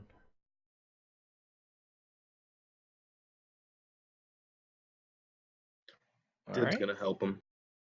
All right, good. That will reduce the time breaking into the area. Yeah, so you spend about an hour at a time as and this will count as a short rest for Sadakoi. You guys spend the time breaking down the I can't speak. The broken rock door. The broken rock door, and you guys camp out for the night. Okay. I mean, do we want to explore inward if there's any time to? It's up to you if you guys want to explore that spiral staircase. I'll let the person who took a short rest do that. Yeah, I'm game. The one that seems a little bit stealthier than most. Alrighty. What are you talking about? I'm completely stealthy. If I stand still, nobody can see me. Yeah, and you close your eyes, right? Exactly.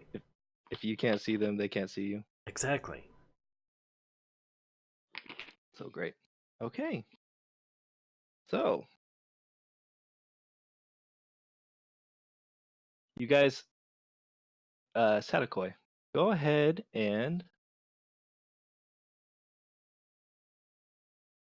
how are you gonna do this? Are you gonna do it stealthily, or are you just gonna do? Oh no, I'm creeping down. Got it. Alrighty, go ahead and make a stealth check.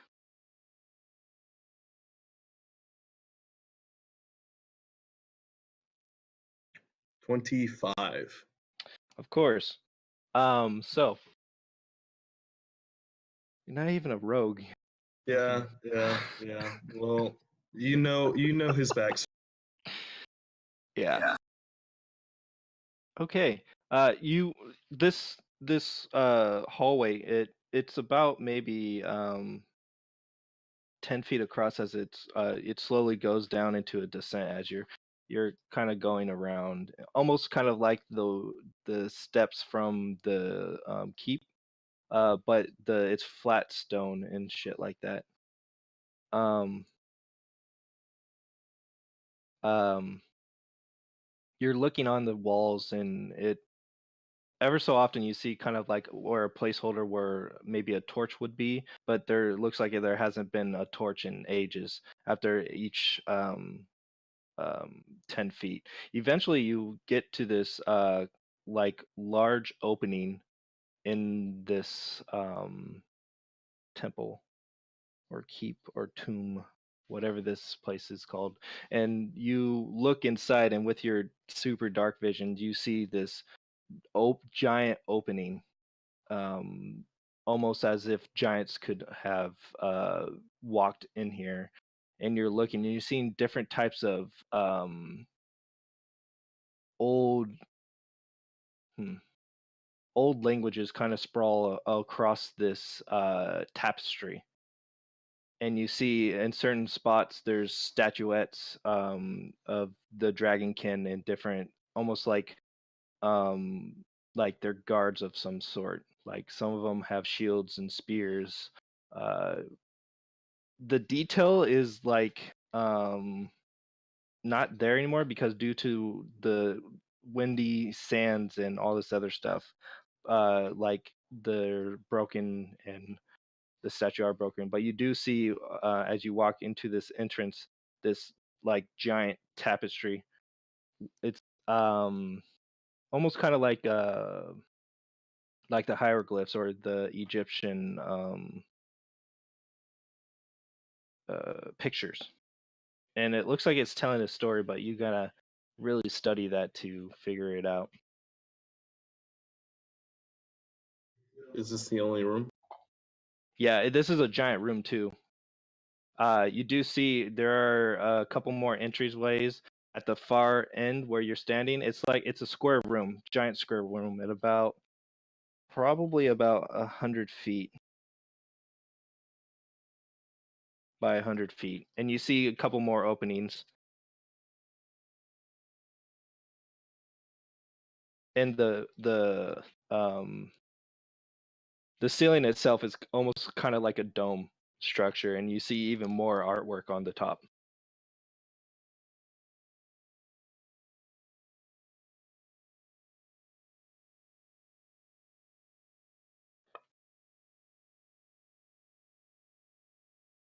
How big is this tapestry? It's pretty big. Okay. It's pretty big. It's about 50 foot across, all across the wall. And as you turn to your left, you're thinking that you're not quite sure how to read it, but it looks like it's just telling a story as you go around the room. How many doors in this room? There's two doors. There's one to across, and then there's one to the left of you in this square room, and it's in the center. You get what I mean? Like the doorway's in the center. It's in the room. Okay, I got you.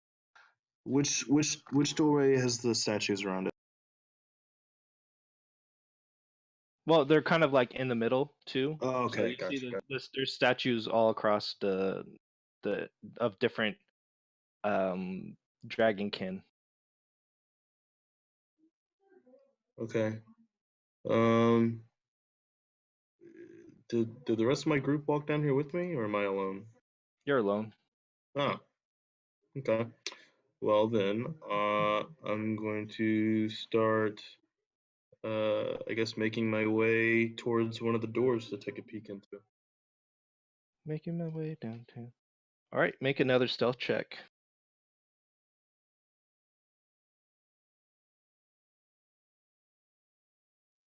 23. Alrighty. Which doorway do you go into? The one to the far Yeah, the far end. end? Okay. As you're Are getting these closer and doors opened or closed? they're open. It's like Okay. a kind of like it's a It's small a doorway, not a door. yeah. Gotcha. Yeah, it's a doorway, and it kind of arcs at the top, like the one that you were inside of that silo. As you get closer and closer to that doorway, you see again small. You're looking down this hall, and this hallway goes down pretty deep. Um, not You do see the end to the thing to the hallway, and it looks like it jots from two different it splits in a three-way what's it called, intersection, and one goes right, one goes left, and you do see alongside of the this about 50-foot hallway is different busts, but they don't seem to have any jewels or anything on it. Most of them are destroyed.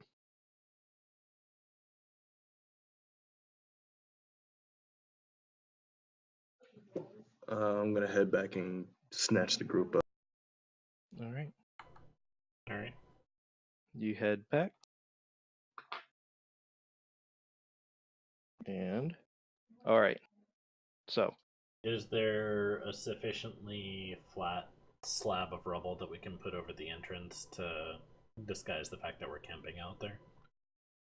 yeah, you could yeah, there's a couple of like some of those pillars that you could easily pick up and move, and you could literally kind of make Just wedge your it own in. makeshift, yeah, Okay. to kind of I wanna- eliminate that second entrance. Yeah, I Or that want to do that. I mean, not closing off and suffocating us, but I just want to make sure that we don't have, yeah, unwanted guests. perfect. And as you finish doing that, Sadakoi is standing behind you. Hi. Well, okay. So, really big room, really big blanket on the wall, and 3 different ways to go.